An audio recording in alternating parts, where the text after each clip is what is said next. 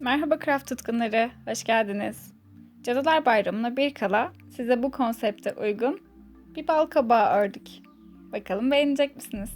Size modelini daha kolay göstermek için makrame ipten anlatacağım. Ama asıl yaptığım tabii ki turuncu iple olan. Hızlıca yapımına bakalım o zaman. Bu sefer klasik sihirli halka başlangıcını yapmıyoruz ama sihirli halka yapar gibi ipi doluyoruz. İçerisinden bir tane zincir çekiyoruz.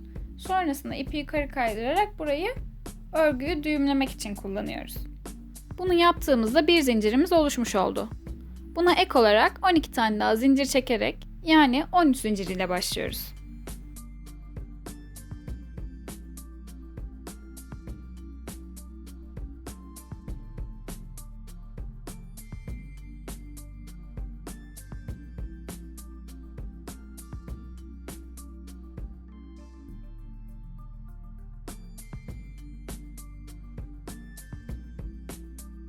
On üç zincirimiz tamamlandığında bu boşlukları doldurmaya başlayacağız.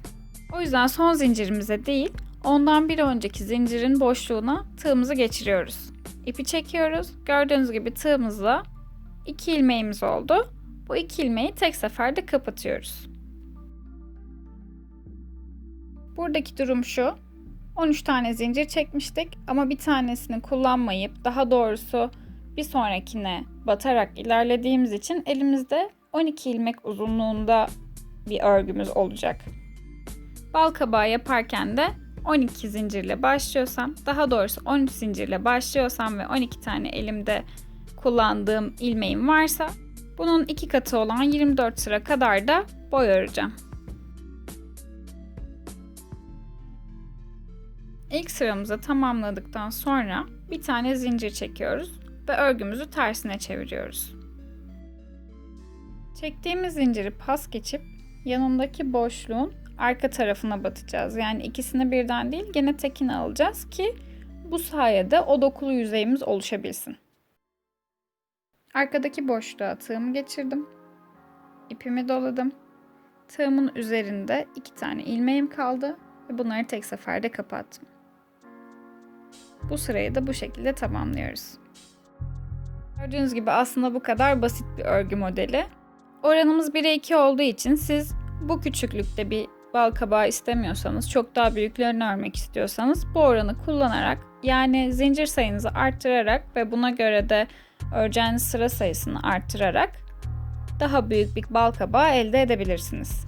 Bu arada unutmadan söyleyeyim, benim kullandığım tığ numarası 3,5. İki önemli kural var. Kaç tane zincir çekiyorsam bunun bir eksiğinin 2 katı sıram olmalı ve örgümüzü hep ilmeğin arka tarafına örmeliyiz. Evet, sıralarımı tamamladım ama makrame ipteki sıkıntı kapattığım zaman aşırı derecede boşluk kalması. Çünkü kalın bir ip, ne kadar en incesini alsanız da diğer ipler kadar kolay olmuyor. Ben bunu sadece daha rahat göstermek için kullanmıştım. O yüzden şimdi kapatma işlemini diğer ördüğüm örnek üzerinde göstereceğim. Örgümün dışarıda olmasını istediğim tarafı içte kalacak şekilde iki ucunu bir araya getiriyorum. Ve karşıdaki ilk boşluğa batarak içerisinden ipimi geçirip kapatacağım sırayla. Bütün sıramı bu şekilde öncelikle tamamlamam gerekiyor. Çok fazla boşluk bırakarak batmayın. Bu sefer içini dolduracağınız elyaflar dışarı çıkabilir. O yüzden sıkı bir şekilde kapatırsanız herhangi bir sorun yaşamazsınız.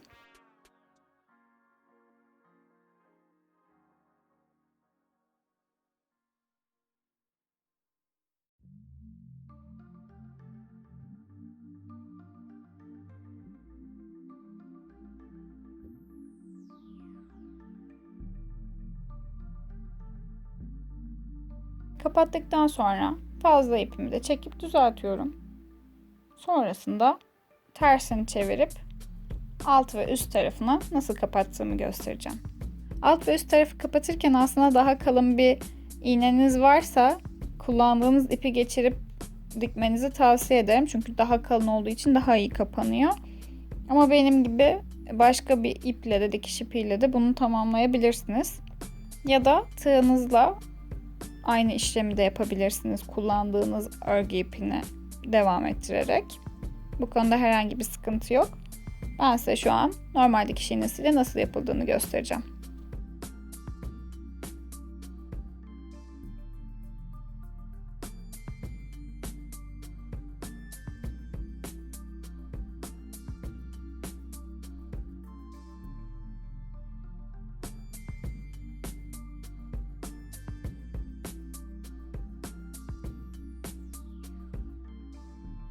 İpimi gördüğünüz şekilde geçirdikten sonra da iki ucundan tutup çekiyorum ki uçlar kapansın.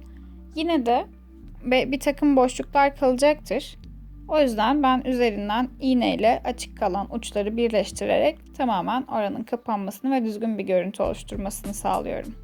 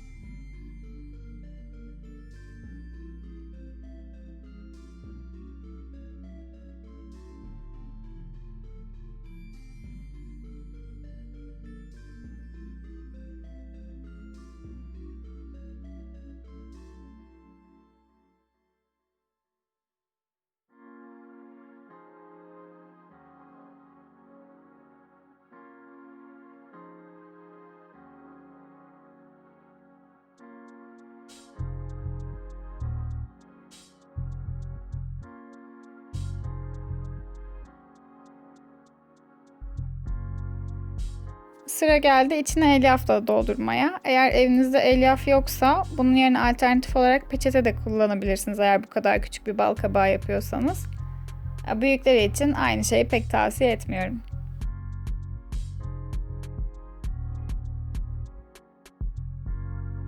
Alt tarafı için uyguladığım kapatma işleminin aynısını elyafı doldurduktan sonra üstünü kapatmak için de uygulayacağım.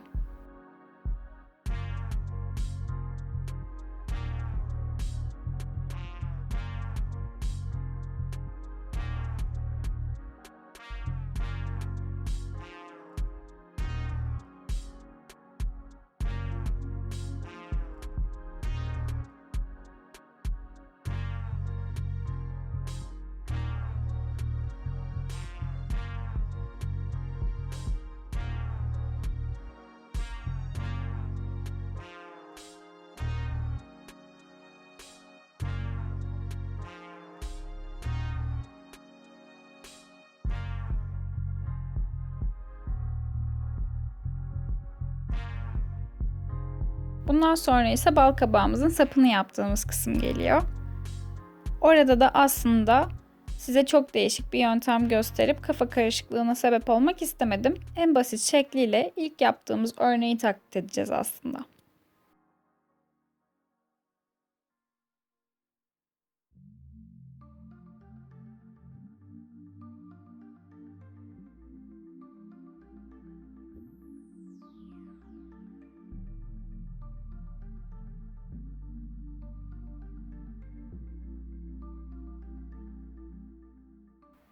İlk başta yaptığımız örgünün 5 zincirli minik versiyonunu yapacağız sapımız için. Sihirli halka yapar gibi dolayıp bu sefer sadece içine zincir çekip ipi düğümlüyoruz. 5 zincir çekip içlerini dolduracağız bu şekilde.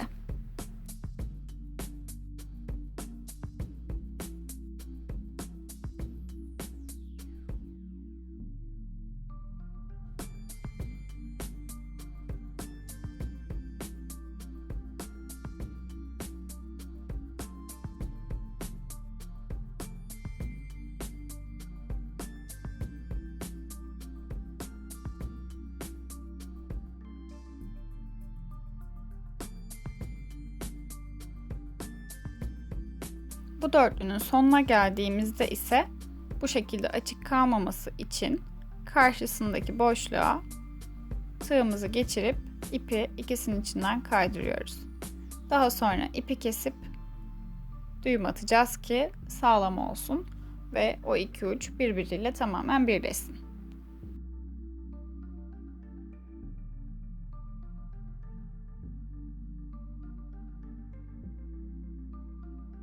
Sarma işlemimiz bitti ancak bal kabağıyla sapını birleştirme kısmımız kaldı.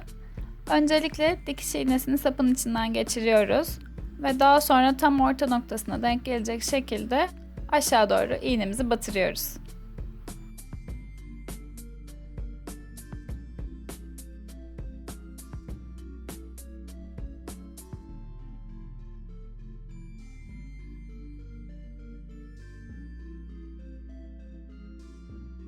Sağlamlaştırmak için iğnemizi tekrar yukarı batırıyoruz.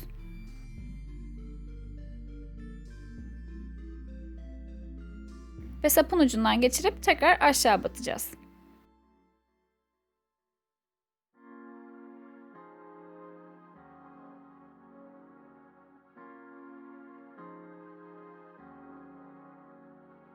Burada ben yanlış yerden çıktığım için, yani iğnemi tam ortadan geçiremediğim için ve ipinde kötü bir görüntü oluşturmaması adına aynı yerden tekrar dönüp aşağıdaki boşluğa denk gelecek şekilde tekrardan geçirdim.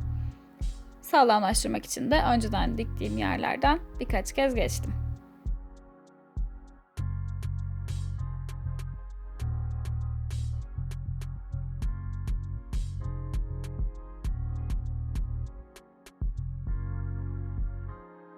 Kalan fazla ipleri de kestikten sonra bu minnak tatlı bal kabağımız hazır.